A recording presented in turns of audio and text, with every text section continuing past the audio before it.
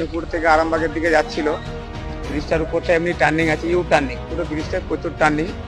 আর সামনে একটা ডাম্পার আসছিল, ডাম্পার তো লম্বা গাড়ি, ও তো কোনো রকম জায়গা পেলে মুখটা কাটিয়ে নিলে আর বডিতে মারলে আর কোনো কিছু হবে না।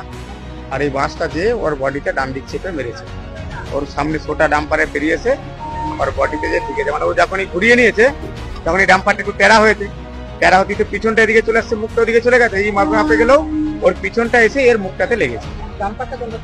ডাম্পারটা আসছিল আপনার বাঁকুড়া থেকে যাচ্ছিল আপনার বাঁকাদা দিকে, আর বাসটা বিষ্ণুপুর থেকে ঠিক ধরে যাচ্ছিল বিষ্ণুপুর, এই আরামবাগ।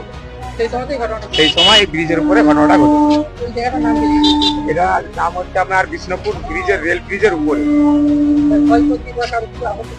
আমি এসে যেটুকু শুনলাম ড্রাইভারের হাতটা নাকি লেগেছে ভালো, ড্রাইভারের হাতটা সম্ভবত ভেঙে গেছে, আর প্যাসেঞ্জারের দু একজন একটু ঠোকাঠুকি লেগেছে, মোটামুটি দুজন ইঞ্জুরি ভালোই হয়েছে, আর বাদ বাকি যেখানে যাচ্ছিল টুকটাক ইঞ্জুরি হয়েছে।